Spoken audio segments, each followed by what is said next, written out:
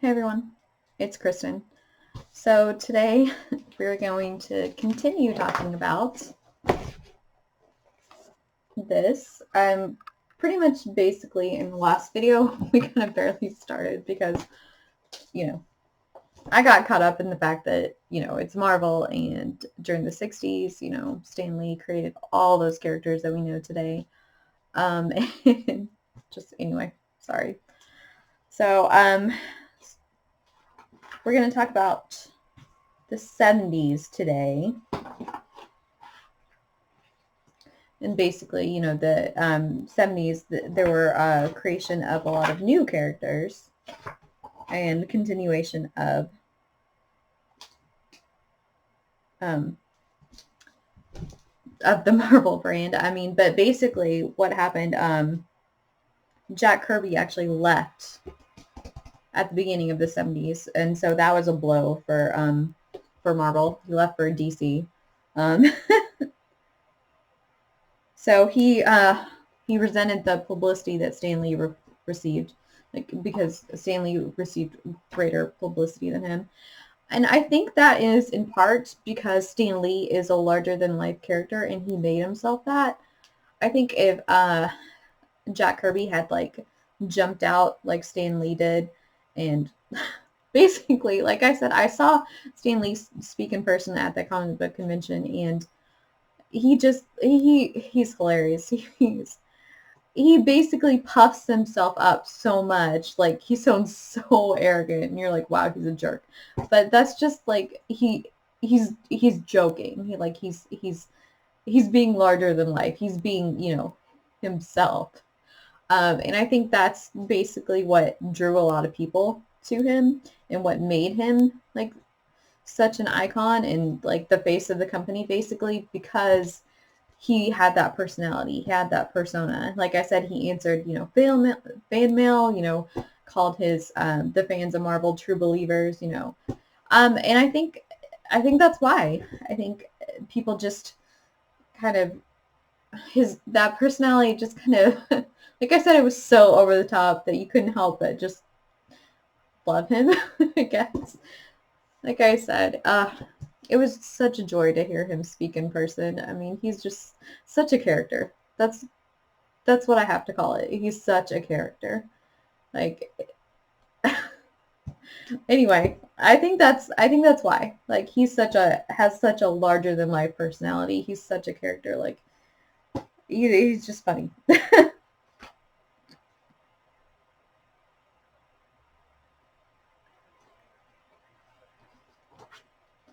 So basically what happened because of that, the Fantastic Four, was now the flagship title of Marvel.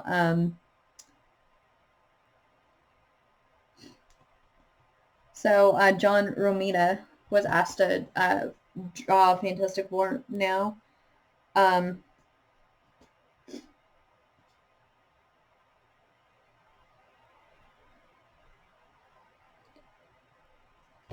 So basically, it just was a lot of upheaval, so to speak, for everyone because Kirby was the major artist, and so he left, and then people had to shift places, and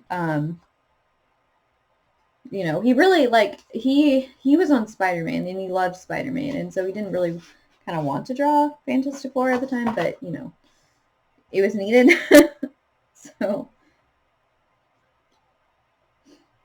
like I said, and then that was the kind of the birth of the Mary Marvel Marching Society, that grew in the 70s, and it also was a more of an emphasis on sword and sorcery. So you had the creation of characters like Valkyrie, which I have always liked her. She's a pretty cool character, and you still saw things like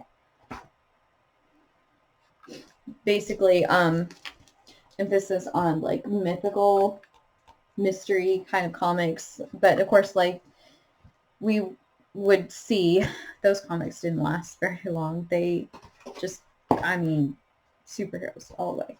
So Spider-Man became more popular. And actually, in 1971, Stanley was asked by the Department of Health, Education, and Welfare to consider doing a comic book warning kids about the dangers of drug addiction. The result was The Amazing Spider-Man 96 through 98, in which Peter Parker discovers that his roommate, Harry Osborn, is addicted to dangerous pills. I've actually never read that comic book storyline. I mean, but you can see, but that's pretty much like, it says in here's the pills, it must be the pills, they're driving me out of my mind.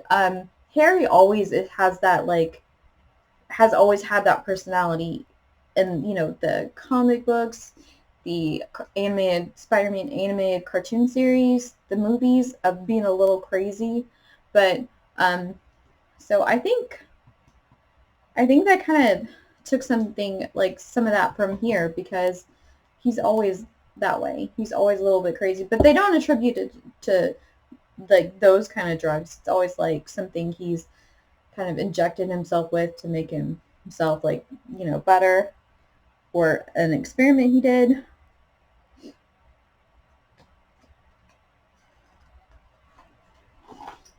So they were allowed to, in the 70s, to do like vampires and werewolves again.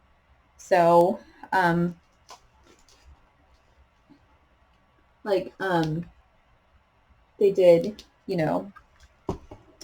Werewolf by Night, Dracula comics, Morbius, the living vampire from Spider-Man.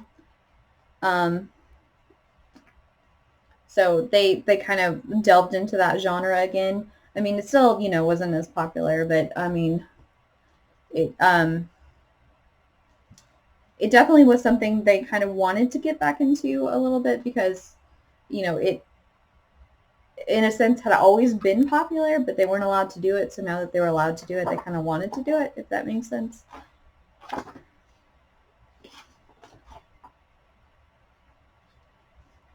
And they tried to do, like I said, in the DC version of this book, they tried to do more of the emphasis on diversity.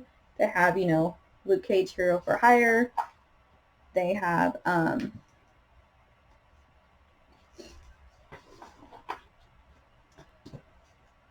anyway, just a lot of different comic books, and they tried to, they still did like the occasional Western comic. They did like a zombie comic. I mean, like I said, those things were kind of a little bit popular at the time still, but it obviously didn't endure very long, because superheroes. It's all about superheroes. Oh gosh. This is like, it calls it the end of the Silver Age.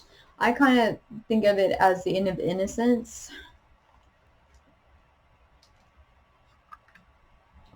And even if you haven't read this story, which, I have, you know this story, the death of Gwen Stacy. I mean, it's the first time that you get a really emotional death in Marvel comic books, if that makes sense. I mean, of course, yeah, it just, I mean, that was a hard story. I mean, of course, you had like the death of Phoenix and X-Men, but of course, she would come back. But of course, Gwen Stacy has never come back, except, well, okay, never came back in that sense. I mean, her, alternate parallel universe self came back, but, or never left. You know what I mean? But it was a really hard story. Like, that just wasn't something that was done a lot, because, comic books were ultimately supposed to be light and entertaining, and that was a, a hard-hitting story.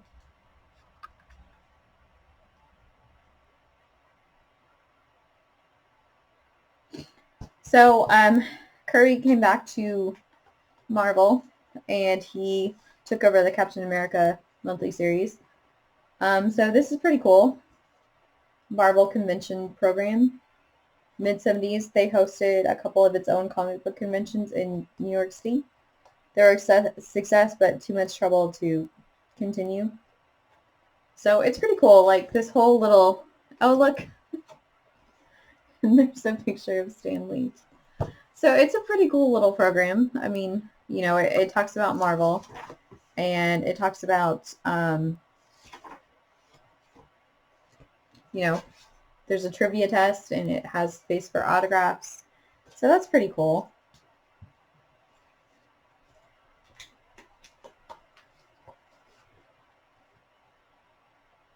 And then Howard the Duck running for president, presidential campaign button. That's pretty funny.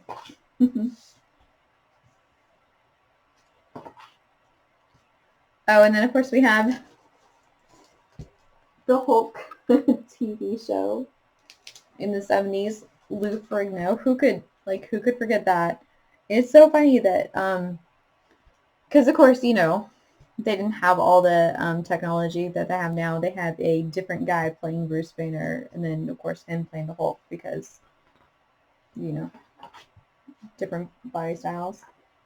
Oh, and then they talk about Yay, X-Men,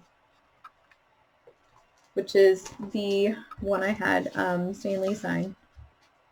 Well, no, I have a copy of that one. He signed the first issue, which is of course a reproduction because I can't afford to have the first edition of X-Men. Anyway, I wish. That'd be cool. I wouldn't sell it if I had it.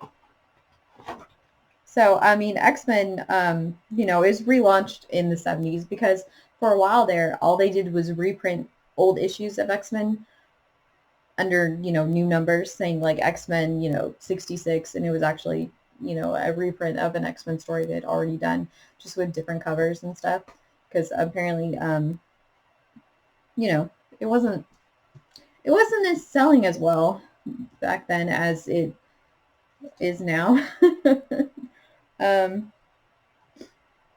It, you know, it was never considered like one of the top sellers of the company. I mean, of course, that was like Fantastic Four, Avengers, Spider-Man, you know.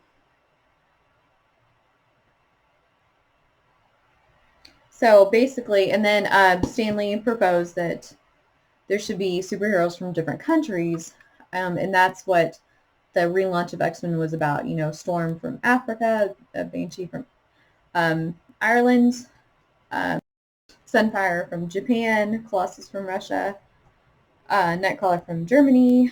You know, Warpath was Native American, Wolverine from Canada. Of course, everyone knows who Wolverine is.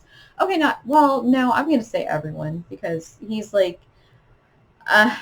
Spider-Man, I think, is the true mascot of Marvel, but I think Wolverine's pretty close up there. I mean, he's a pretty popular character. I mean, yeah. So he's also up there. And then they actually have like reprints of stamps that they did included in here in 1974. Each comic book contained a Marvel value stamp depicting a Marvel hero. If you clipped and collected them all in a special book, you were eligible for small prizes.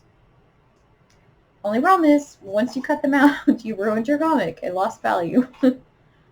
Okay, so in the next video, sorry, like I said, it's Marvel. I mean, I'm much more knowledgeable about Marvel. I can talk more about it in terms of like my experiences because I love Marvel. I still love comic books. I love DC, but like I said, love Marvel more. Sorry. Um, so in the third and hopefully final video of this series, we'll talk about the 80s, 90s, and, you know, early 2000s. So I hope you join me for that video. Until next time, bye.